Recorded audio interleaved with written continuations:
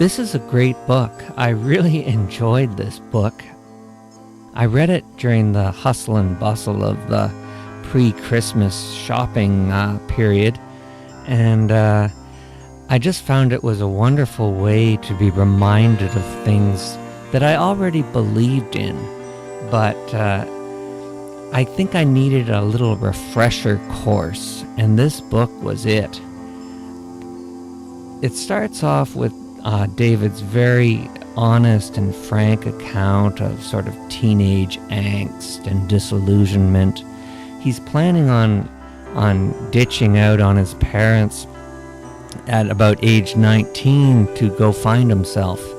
He's going to, I think, live in a tent and travel around and live on the cheap and find a deeper meaning that he couldn't find in his teenage years.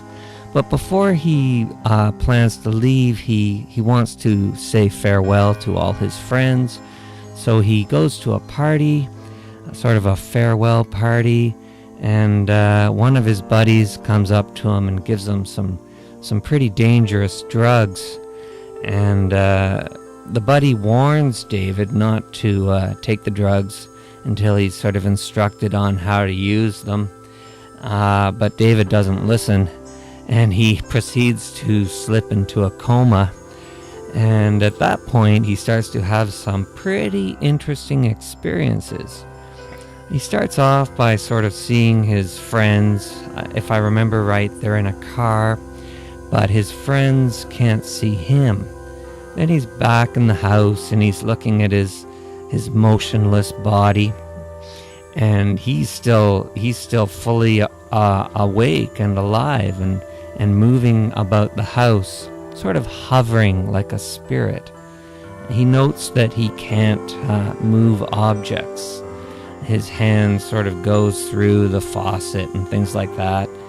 And Jim Morrison and the Doors are playing, and the music is very irritating to David, which I found was interesting because I've always liked the Doors, and it deals with sort of otherworldly themes, but it all just sounded like noise when he was in this refined consciousness.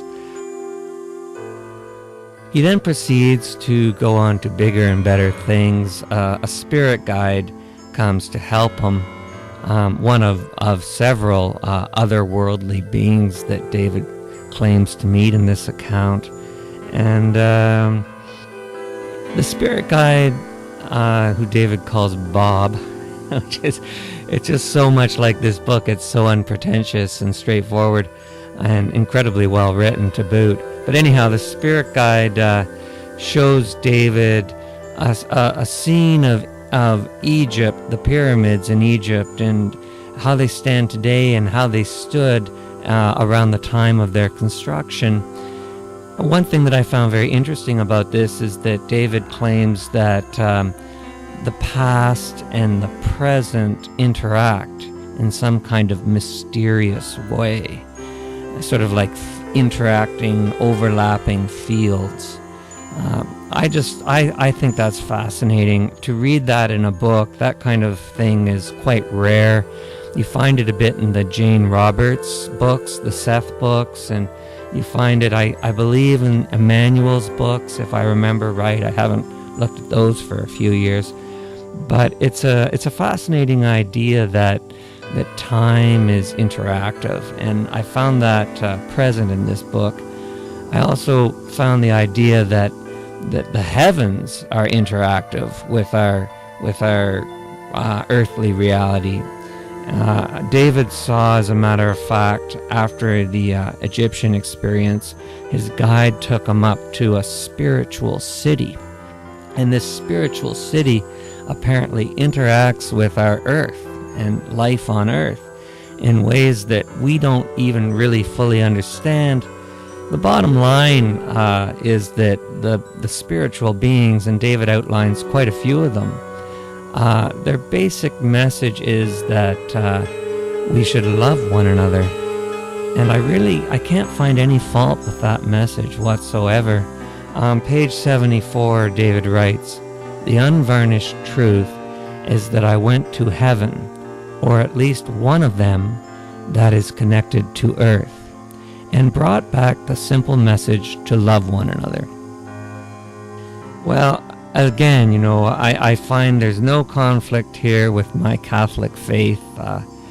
Some of you may know that I myself converted to Catholicism in 2001, and some Catholics might not like this book. There are a few swipes at organized religion, and I understand that perspective. I used to be like that when I was a kid, actually. I never went to church or anything like that. If I didn't have spiritual experiences within the Catholic Church, I wouldn't go. The whole reason I converted is because I do have spiritual experiences. But for those who don't have spiritual experiences in the church, I can understand how they can just see it as seemingly wooden and formulaic. It's not just that. And I think this is the one point that I would disagree on. But other than that, I mean, hey, this thing is about dialogue, and Earth Pages is about dialogue, and so I try to look for the interesting and the good, and if I disagree with something, I just say so. So I would highly recommend this book. I think it's incredibly well written, honest, and there's such a complexity to the account that it really makes one feel that it's not just a hallucination.